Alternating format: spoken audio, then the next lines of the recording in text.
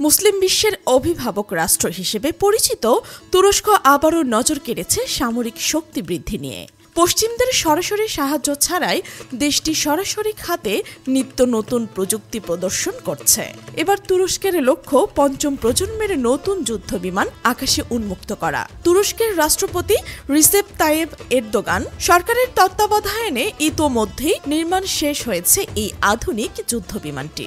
যুদ্ধ বিমানটির নাম কান। এটি তুরস্কের নিজস্ব প্রযুক্তিতে তৈরি পঞ্চম প্রজন্মের TFA যুদ্ধ বিমান। বিমানটি স্টেলথ প্রযুক্তিতে তৈরি, যা শত্রুদের রাডারে ধরা পড়া কঠিন করে তোলে। পাশাপাশি এটি দুটি শক্তিশালী ইঞ্জিন দ্বারা পরিচালিত, যা যে কোনো আবহাওয়ায় কার্যকরভাবে চালানো সম্ভব। নতুন এই যুদ্ধ বিমানটি আকারে 19 মিটার লম্বা এবং 12 মিটারের বেশি প্রশস্ত। সর্বোচ্চ 55,000 ফিট উচ্চতায় এটি উঠতে সক্ষম। তুরস্কের প্রতিরক্ষা মন্ত্রণালয় আশা করছে 2023 সালের মধ্যে প্রথমবারের মতো এই বিমানটি আকাশে প্রদর্শিত হবে। ধারণা করা হচ্ছে বিমানটিতে ডুয়াল DF-110 ইঞ্জিন বসানো হয়েছে। বর্তমানে F-6 ফ্যালকন বিমানগুলোর স্থলাভিষিক্ত হিসেবে কান যুদ্ধ বিমান তুরস্কের আকাশপথে আধুনিক সামরিক সক্ষমতা বৃদ্ধি করবে। বিমানটিতে রয়েছে উচ্চ সচেতনতা প্রযুক্তি, যুদ্ধক্ষেত্র ক্ষতি শনাক্তকরণ, উন্নত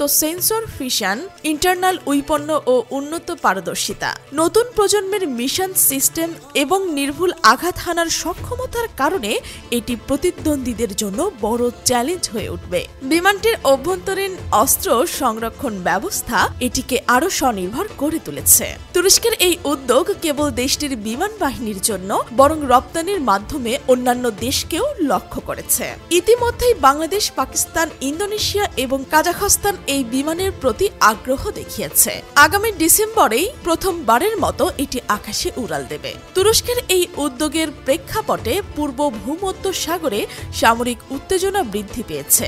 গ্রিস ও তুরস্কের মধ্যে সমুদ্র সীমা এবং জ্বালানি অনুসন্ধানকে কেন্দ্র করে বিরোধ ক্রমশ প্রকট হয়েছে। যদিও উভয় দেশই ন্যাটোর সদস্য, তবুও ন্যাটো পরিস্থিতি পুরোপুরি নিয়ন্ত্রণ করতে পারছে না। এই পরিস্থিতিতে গ্রিস ইতিমধ্যেই ফ্রান্স থেকে রাফাল যুদ্ধ বিমান সংগ্রহ এবং মার্কিন যুক্তরাষ্ট্র থেকে সিহক হেলিকপ্টার ক্রয়ের পরিকল্পনা করছে। গ্রিস মূলত তুরস্কের সামরিক ক্ষমতা প্রতিদ্বন্দ্বিতা মোকাবিলার জন্য এসব উদ্যোগ নেওয়া হয়েছে। একই সঙ্গে তুরস্ক রাশিয়ার কাছ থেকে S-400 এয়ার ডিফেন্স সিস্টেম কেনার পর যুক্তরাষ্ট্র তুরস্ককে F-35 স্টেলথ বিমান প্রকল্প থেকে বাদ দিয়েছে। এর প্রেক্ষিতে গ্রিস এই সুযোগ নিতে চায় এবং পঞ্চম প্রজন্মের F-35 স্টেলথ বিমান সংগ্রহে আগ্রহী। কান যুদ্ধ বিমান তুরস্কের সামরিক আধুনিকরণের একটি বড় পদক্ষেপ। এটি শুধু আঞ্চলিক সামরিক ভারসাম্য পরিবর্তন করবে না, বরং মুসলিম বিশ্বের ক্ষমতার প্রতীক হিসেবেও উদ্ভাসিত হবে। অভিজ্ঞদের মতে